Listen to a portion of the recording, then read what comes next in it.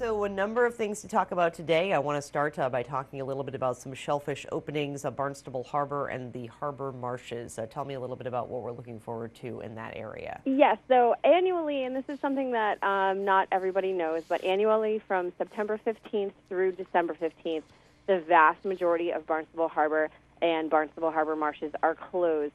The fecal coliform counts during that time are increased due to the migration of a lot of our waterfowl.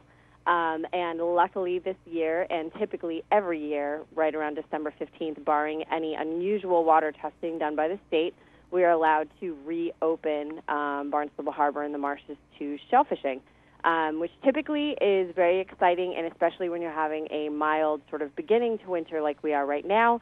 People are still out kayaking, potentially boating, and gaining access to areas that still have very good steamer and quahog sets that they wouldn't otherwise have access to. One thing people should know in between September 15th and May 15th annually, anyone in a kayak is required to wear a life jacket, not just have one on board, but to physically wear one. Yes, very important. Now, do those ones that you can kind of, the inflatable ones you can wear as a belt, do those count as well? Yes. Great.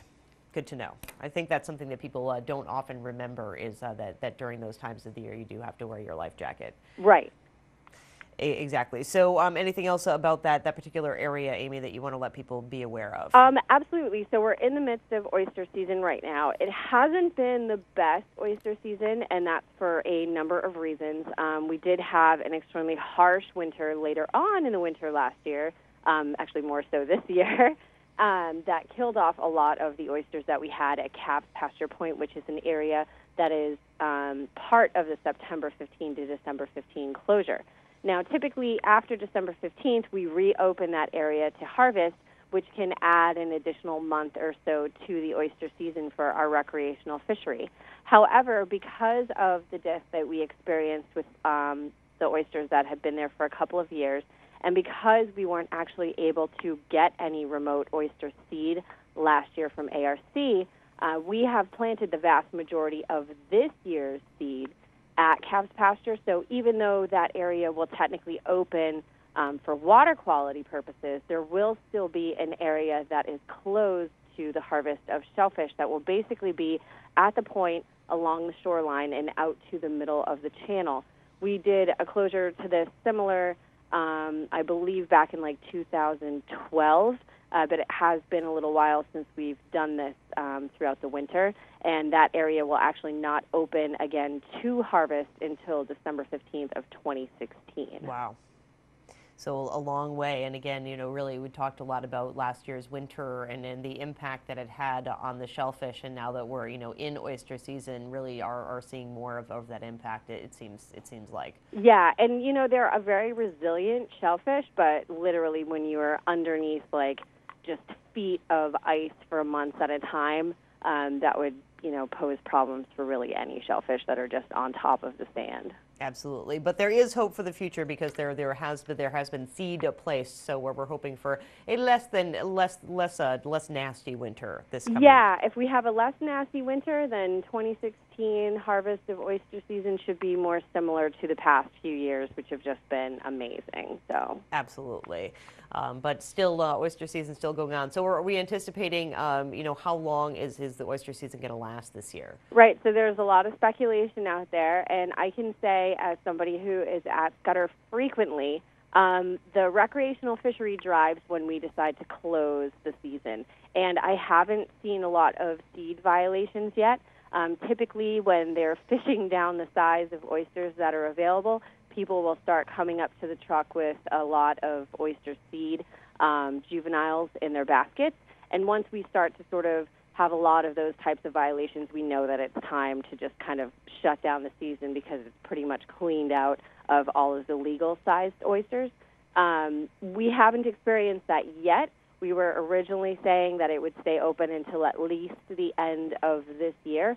And now, because the tides have been very off on recreational shellfishing days since we opened, we're thinking it may be into the middle to possibly the end of January. Interesting. Yeah, definitely have to keep an eye on those tides, and Yeah. that's something you can't control. But can't beat that opening day this year, right? That was a beautiful day. It was. It was a gorgeous day, and given the fact that we've had like nor'easters for the past 2 years on opening day, it was a very pleasant surprise.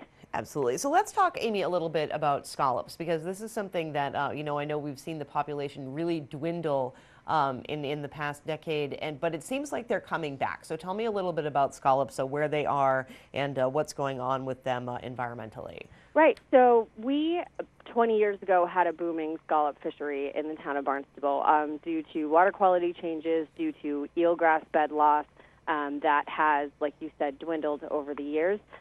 We've started scallop propagation on the south side of town in the Three Bay area and have had, marginal success with it, enough success that we're continuing the program throughout the past few years.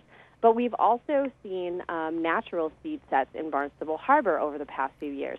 And originally it was like these tiny little baby scallops, but we're now seeing them into their first year of growth. They're surviving and sticking around, which is very promising.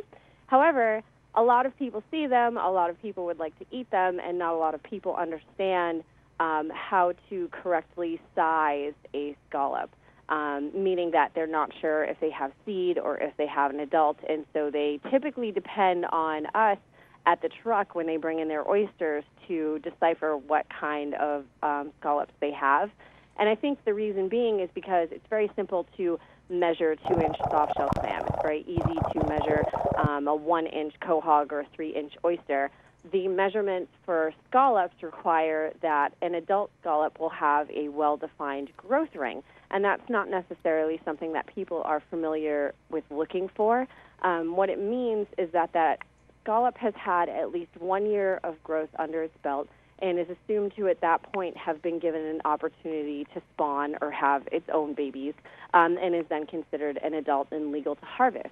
Now, unfortunately, some of the scallops grow really fast and don't necessarily have a well-defined growth line. So if you have a scallop that is at least 2.5 inches long starting at the hinge and 10 millimeters thick at the hinge, then it's assumed that that scallop is in fact an adult, even though it may not have that growth ring, and then you would be able to harvest it. So you can see where there is, room for a lot of confusion when you're harvesting scallops, should you find them. Sure. And when one is looking for the growth ring, as you said, it sometimes is hard to define, but what should we be looking for? Is it kind of at the edge? Is it closer to the hinge? Talk to me a little bit about identifying that growth ring. Sure. So if it's very close to the hinge, that is probably just its seed line, which doesn't necessarily count as an annual growth ring, and especially if it were a late set, like a fall set. So what you're looking for is probably somewhere in the vicinity of about 1/3 of an inch to an inch down the line, a sort of hardened line that goes all the way across the scallop. And then you'll actually see where the new growth from that second year had started. It oftentimes is easier to look at a quahog or think about the growth rings on a quahog, and you'll see something similar to that on a scallop. Now, what I understand is there's some different rules for the harvest of scallops. Obviously, still have to have a shellfishing license, but it's a little more lenient than the oyster rule regulations. Right. Yeah. So, we do have our hurricane policy, where if we have any crazy high tides that would push the scallops up beyond a tide line where they would be returned back to the water, then we'll actually allow people to take upwards of 10 bushels a day when we have those situations. Doesn't happen very often. But when it does, you can find, I've seen it once before when I was younger, because I grew up in Katuitt during Hurricane Bob off Oregon Beach. There were just scallops everywhere. Wow. But Yummy. you can harvest recreationally in a week.